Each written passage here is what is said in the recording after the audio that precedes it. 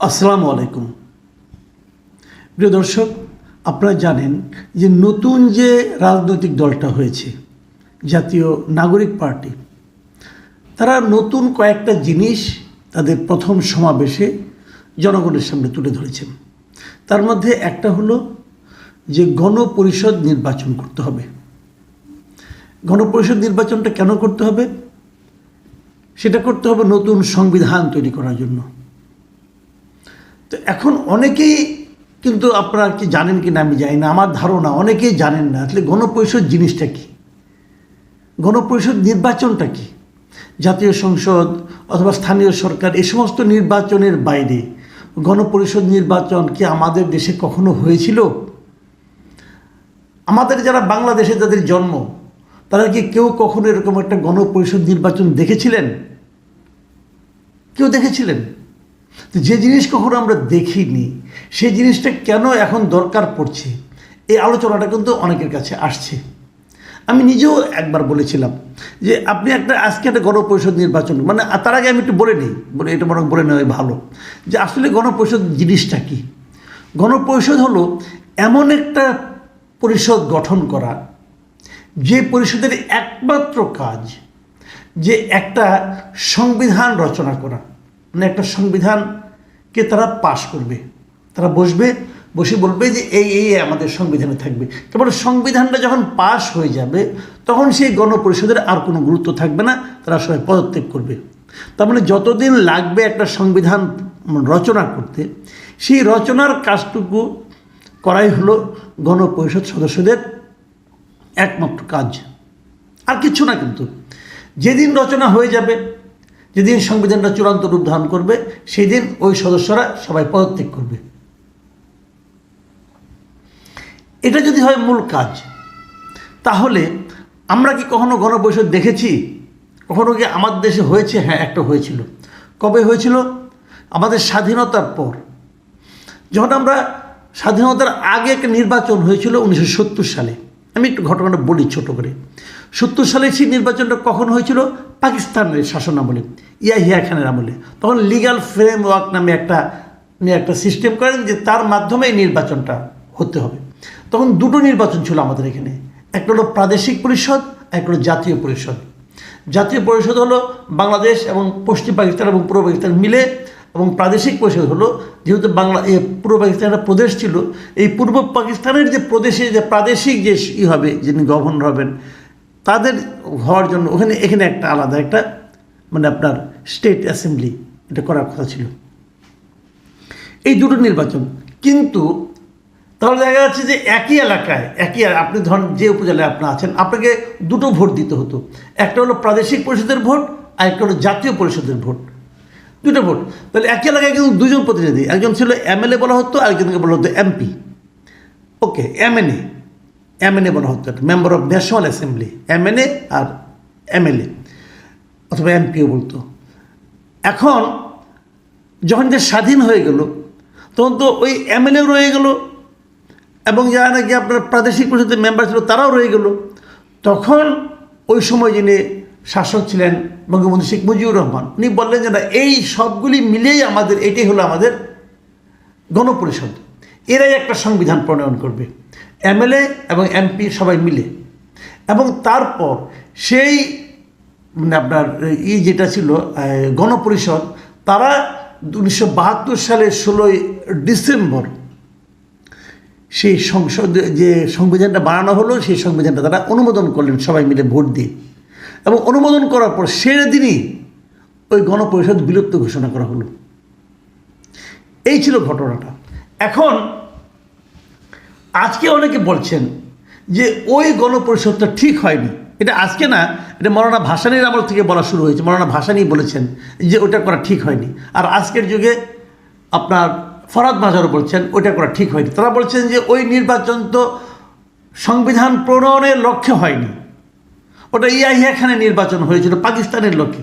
তো সেই নির্বাচিত ব্যক্তিগণ গণপরিষদের সদস্য হয় কিভাবে?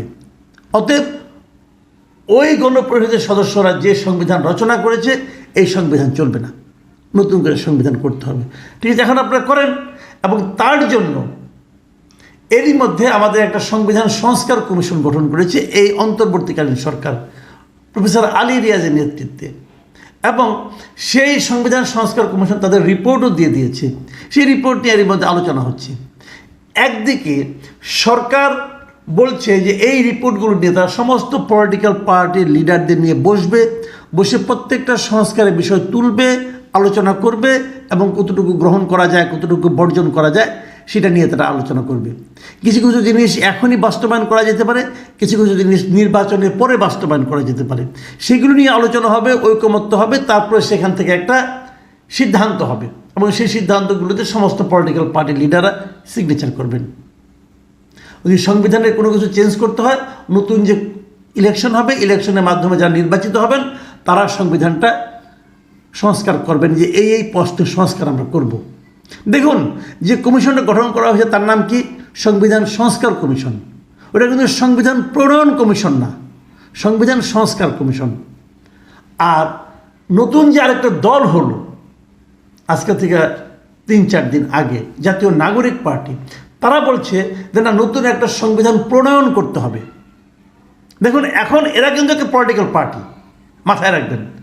এরা আমাদের অন্য রাজনৈতিক বিএনপি, জামাত ইসলাম অথবা কমিউনিস্ট পার্টি, এই যে পলিটিক্যাল বাসদ, এই যে পার্টিগুলো আছে, এই পার্টিগুলোর মতো এরাও একটা পার্টি। এরা হলো একমাত্র পার্টি যারা বলছে যে সংবিধান সংস্কার হবে না, সংবিধান নতুন করে প্রণয়ন করতে হবে এবং তার জন্য একটা গণপরিষদ নির্বাচন করতে হবে। প্রথম দিন এটা আলোচনা হওয়ার পর অনেকেই প্রশ্ন করেছিল যে এখন কি একটা গণপরিষদ নির্বাচন করার মতো বিলাসিতা আমাদের করার সুযোগ আছে? কারণ নির্বাচন তো অনেক ব্যয়বহুল ব্যাপার একটা। তো আজকে দেখলাম এই নতুন যে কমিশনটা, এই নতুন যে পলিটিক্যাল পার্টিটা হয়েছে, তারা আজকে জাতীয় স্মৃতিসৌধে গিয়েছিল শ্রদ্ধা জানাতে। তারপর সেখানে রায়ের বাজার এসেছিল, সেখানেও গণকবর যে এই যারা আছে আমাদের এখানে রায়ের বাজারে যে আমাদের স্মৃতিসৌধ আছে সেখানেও তারা শ্রদ্ধা জানিয়েছে এবং 2 জায়গায় তারা সাংবাদিকের সঙ্গে কথা বলেছে। এবং কথা বলতে যে এখানে এসে রায়ের বাজারে এসে নতুন দলের যিনি আহ্বায়ক নাহিদ ইসলাম, উনি সাংবাদিকদের বলেছেন যে একই দিনে গণপরিষদ এবং জাতীয় সংসদের নির্বাচন হতে পারে। মানে যেদিন আপনারা জাতীয় সংসদে নির্বাচন করবেন সেই দিনে আপনি একই দিনে গণপরিষদের নির্বাচনও করতে পারেন। তাহলে আরেকটা ব্যালট পেপার থাকবে যেটার মাধ্যমে গণপরিষদের একজন সদস্য নির্বাচিত হবে। এই হলো ওনার বক্তব্য। এখন প্রশ্ন হলো, এটা কিন্তু ভালো, আমার কাছে এই প্রস্তাবটা পছন্দ হয়েছে। এখানে খরচ তো কমলো, হতেই পারে একটা কমিশন। কিন্তু আমার প্রশ্ন হলো যে যারা গণপরিষদের সদস্য হবেন তাদের কেউ তো আবার জাতীয় সংসদের সদস্য হতে চাইতে পারেন। তারা হয়তো ভাববেন 2 দিনের জন্য আমি গণপরিষদের সদস্য হব কেন, আমি জাতীয় সংসদের সদস্য হব। তাহলে দেখা যাবে যে গণপরিষদে খুব যোগ্য লোকগুলো আসবেন না। যোগ্য লোক সবাই যারা আছেন, যারা এলাকায় যাদের গ্রহণযোগ্য আছে, যাদের উপর জনগণের আছে, সাপোর্ট আছে, জনগণ যাদের পছন্দ করেন, সেই লোকগুলি হয়তো তারা জাতীয় সংসদ নির্বাচনের দিকে ধাবিত হবে। তাহলে সংবিধান প্রণয়নের মধ্যে একটা জটিল এবং বুদ্ধিভিত্তিক কাজের জন্য অপেক্ষাকৃত কম জনপ্রিয় অথবা অপেক্ষাকৃত যে লোকগুলোর উপর জনগণের সমর্থন কম আছে তারাই কিন্তু রয়ে যাবে। এতে লাভটা কী হবে?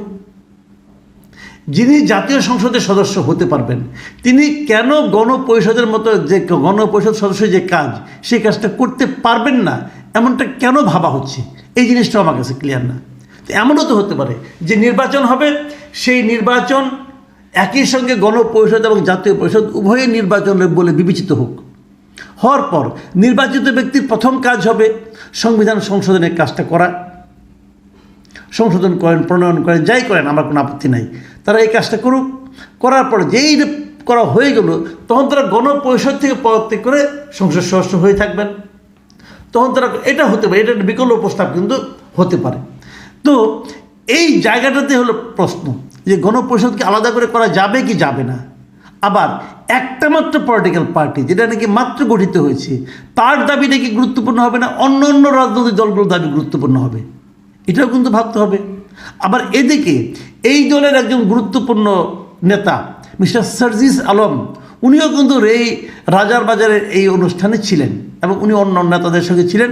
তারপরে উনি সাংবাদিকদের একটা কথা বলেছেন, মারাত্মক একটা কথা বলেছেন। উনি বলেছেন যে যতদিন না পর্যন্ত খুনি হাসিনাকে ফাঁসির মঞ্চে দেখছি ততদিন যেন কেউ ভুল ক্রমেও নির্বাচনের কথা না বলে।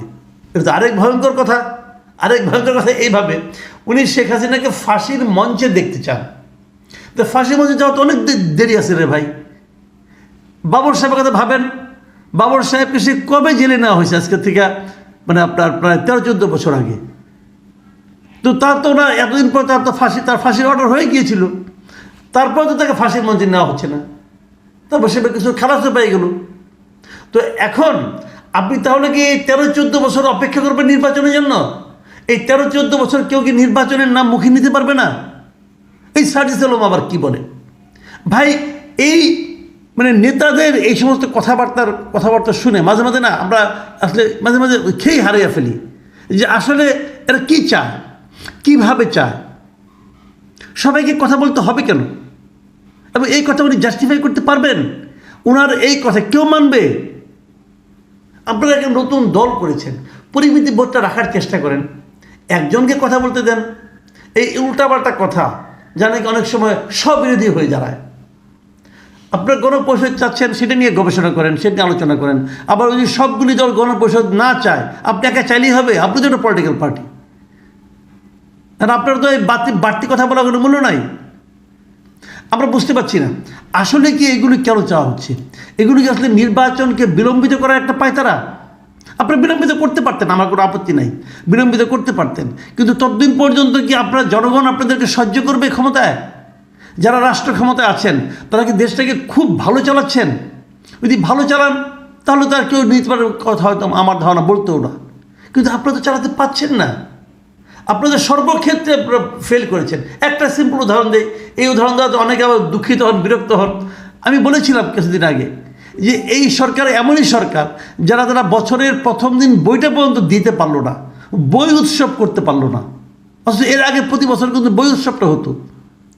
আজকে 2 মাস হয়ে গেল, এখনও প্রাথমিক স্কুলের শিক্ষাঙ্গনে ছাত্রদেরকে সমস্ত বই কিন্তু এই সরকার দিতে পারে নাই, এখনও পারে নাই। সবশেষ শুনলাম শিক্ষা উপদেষ্টা নাকি চেঞ্জ করা হচ্ছে। তাহলে এইরকম একটা সরকার যদি 15 বছর 16 বছর থাকতে চায়, খায়েশ হতেই পারে, কুজোরও মাঝে মাঝে চিত হয়ে শোয়ার ইচ্ছা হতে পারে, কিন্তু সেই খায়েশকে জনগণ কতটুকু সাপোর্ট করবে সেটাই হলো দেখার বিষয়। প্রিয় দর্শক, এখন এই পর্যন্তই। আল্লাহ হাফিজ।